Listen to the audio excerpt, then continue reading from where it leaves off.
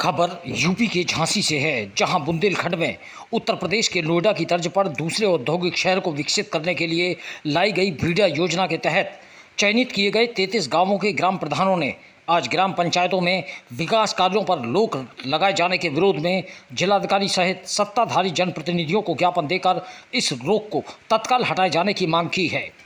बताते चले कि नोएडा की तर्ज पर झांसी महानगर में बुंदेलखंड इंडस्ट्रियल डेवलपमेंट अथॉरिटी के नाम से एक अलग क्षेत्र विकसित किया जा रहा है। इसके लिए झांसी के 33 गांवों को चयनित किया गया है। इन ग्राम पंचायतों में शासन द्वारा लगातार विकास कार्य कराए जा रहे थे। राष्ट्रीय पंचायती राज ग्राम प्रधान संगठन उत्तर प्रदेश के जिलाध्यक्ष प्रबल प्रताप सिंह राजपूत के नेतृत्व में कलेक्ट्रेट पहुंचे इन गांवों के प्रधानों ने बताया कि विकास खंड अधिकारी बबीना द्वारा ग्राम पंचायत अधिकारी व ग्राम प्रधानों को ग्राम पंचायत के अंदर हो रहे किसी भी तरह के विकास कार्यों को न किए जाने के निर्देश दिए गए हैं। जो काम चल रहे हैं उन्हें भी तत्काल प्रभाव से रोके जाने के लिए कहा गया है। इसके कारण ग्राम पंचायत में हो रहे विकास कार्यों में लगे मजदूरों को मजदूरी नहीं मिल पा रही है और गाँव का विकास भी नहीं हो पा रहा है। ग्राम प्रधानों का कहना यह भी था कि जो गांव चयनित किए गए हैं उनमें चयन की सीमा से ग्राम पंचायत 1 किलोमीटर दूर है। ऐसे में ग्राम पंचायत उस सीमा के अंतर्गत ही नहीं आते। इसके बाद भी विकास कार्यों पर रोक लगाया जाना समझ से परे है। ग्राम प्रधानों का कहना था कि उन्हें कोई भी लिखित आदेश नहीं दिया गया है, बल्कि मौखिक रूप से फ़ोन कर विकास कार्यों को रोके जाने के लिए हिदायत दी गई है। जिलाधिकारी को दिए गए ज्ञापन में विकास कार्यों पर लगाई गई रोक को तत्काल हटाए जाने की मांग की गई है। इसके बाद ग्राम प्रधानों का प्रतिनिधिमंडल भारतीय जनता पार्टी के बभीना विधायक राजीव सिंह पारीछा के पास गया और अपनी पीड़ा बताई। बभीना विधायक ने बताया कि ग्राम प्रधानों द्वारा उन्हें ज्ञापन दिया गया है और इस संबंध में वे आला अधिकारियों से बातचीत करेंगे। उन्होंने स्पष्ट कहा कि ग्राम पंचायत के अंदर हो रहे विकास कार्यों को रोका जाना समझ से परे है। निश्चित तौर पर कहीं ना कहीं कोई ना कोई गलतफहमी है। एक तरफ हमारी सरकार विकास कार्यों को तरजीह दे रही है, प्रधानमंत्री गाँव के किसान के सम्मान के लिए चिंतित हैं, और दूसरी तरफ इस तरह के मौखिक आदेश होना समझ से परे है। इसलिए उच्च अधिकारियों से इस संबंध में गंभीरतापूर्वक वार्ता की जाएगी। निश्चित रूप से इस गलतफहमी को दूर कराया जाएगा। भारतीय जनता पार्टी की सरकार किसानों की सरकार है। पूरे जनपद में ओलावृष्टि से प्रभावित किसानों को फिर से मुआवजा दिए जाने की शुरुआत हो गई है और जल्द ही प्रभावित किसानों को 100% मुआवजा मिल जाएगा। ग्राम प्रधानों के प्रतिनिधिमंडल में मुख्य रूप से मंडल अध्यक्ष प्रदीप टाटा, खजराहा बुजुर्ग के प्रधान नरेंद्र सिंह राजपूत, बैदौरा प्रधान नरेंद्र सिंह नरवरिया, कोटखेरा प्रधान राम मिलन, चमरुआ प्रधान हरिकिशन, मुरारी प्रधान महेंद्र कुमार, डगरवाहा प्रधान अंजलि, डगरिया रुद्र प्रधान प्रभु दयाल, इमलिया प्रधान लक्ष्मी साहू, बदनपुर बसाई प्रधान राजकुमारी, ढिकौली प्रधान जितेंद्र कुमार, बछौनी प्रधान माधव सिंह, पुनावली कला प्रधान जय सिंह, गेवरा प्रधान मुकेश, डोमागुर प्रधान द्रौपदी राय, रुद्र बरोरा प्रधान देवी दयाल राजपूत, परसाई प्रधान पुष्पेंद्र, खैरा प्रधान गोकुल प्रसाद, राजापुर प्रधान गोविंद सिंह, बमेर प्रधान संग्राम सिंह, अमरपुर प्रधान शिव कुमार आदि शामिल रहे। झांसी से दीप न्यूज के लिए दीपक चंदेल की रिपोर्ट। एक विकास को लेकर एक अपनी समस्या के संबंध में शंका जाहिर की कि प्रशासन ने उनके ग्राम के क्षेत्र में जो उनका जो ग्राम पंचायत का क्षेत्र आता है उसमें विकास कार्य रोक दिए गए हैं। तो अभी मुझे तो जानकारी नहीं है, अभी उन्होंने अवगत कराया है। मैं अधिकारियों से बात भी करूंगा और पूछूंगा कि कोई ऐसा आदेश जारी हुआ है। अगर आदेश जारी हुआ है तो उसके पीछे की मंशा क्या है। और मुझे नहीं लगता है कि जब तक कोई वैकल्पिक व्यवस्था सरकार की तरफ से लागू नहीं होती है तब तक कोई विकास कार्य रोके जा सकते हैं। जब तक सरकार अपनी बीडा की पूरी एजेंसी जब पावर में होगी, उसके बाद धन होगा, विकास के कार्य जब वो स्वयं करेगी तो हो सकता है तब जाके निर्णय लेना ठीक रहेगा। क्योंकि हम लोग तो उन 33 गांव में बड़े व्यापक स्तर पे विकास कराना चाहते हैं। प्रधानों के पास जो निधि होती है बहुत आंशिक होती है और एक सामान्य काम ही करा सकते हैं।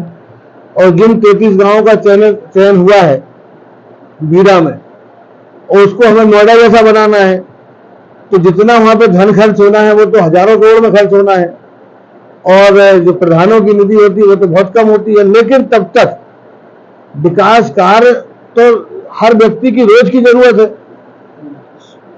सड़क बनना है, नाली बनना है, झाड़ू लगना है, नाली साफ होना है, पुलिया बननी है, एपेक्स लगना है, पानी बटना है, हैंडपंप का रिवोर होना है। तमाम व्यक्तियों के, वहां के रहने वाले ग्रामीणों के जीवन से जुड़ी हुई समस्या है जिनको प्रधान लगातार उन समस्याओं के निदान के लिए काम करते हैं।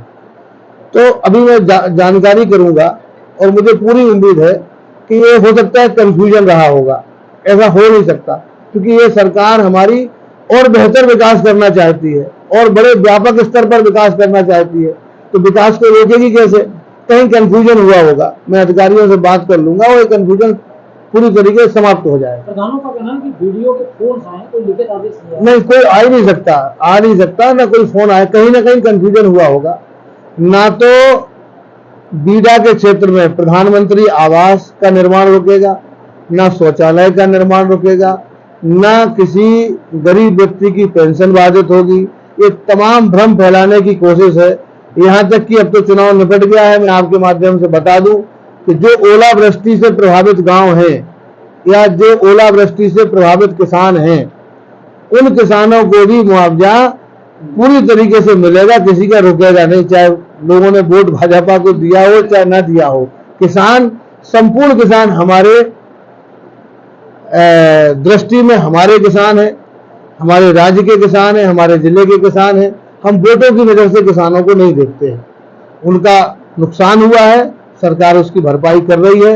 अधिकतर किसानों की भरपाई हो गई थी, जो किसान रह गए थे उनकी भी भरपाई होना शुरू हो गई होगी, क्योंकि सबकी सूची बनकर तैयार हो गई थी, कंप्यूटर में सब फीड हो चुके थे। लेकिन आचार संहिता लगने के कारण वो पैसा दिया नहीं जा सकता था और उस पर हमारे विपक्ष के लोगों ने ही आपत्ति उठाई थी। इस नाते उसको सरकार के जो नुमाइंदे हैं, जो अधिकारी, उनको रोकना पड़ा था, नहीं तो वो तो दे ही रहे थे।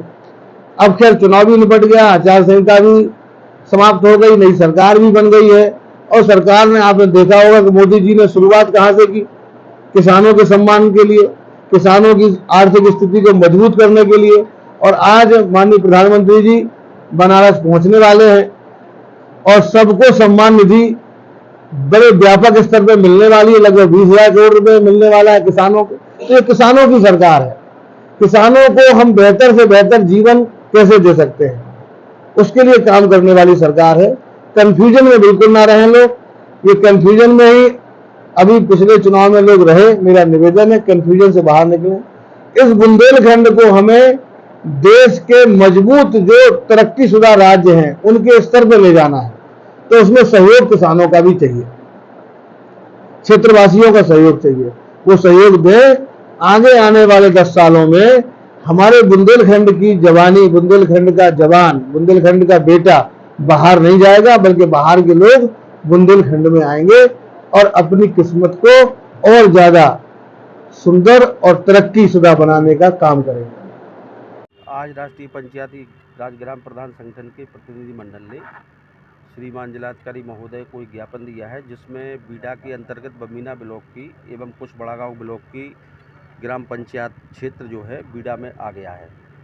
तो ग्राम पंचायत में जो विकास कार्य चल रहे थे, ग्राम प्रधानों को वीडियो द्वारा टेलीफोन पर अवगत कराया गया है कि अपनी अपनी पंचायतों में काम रोक दिए जाएँ।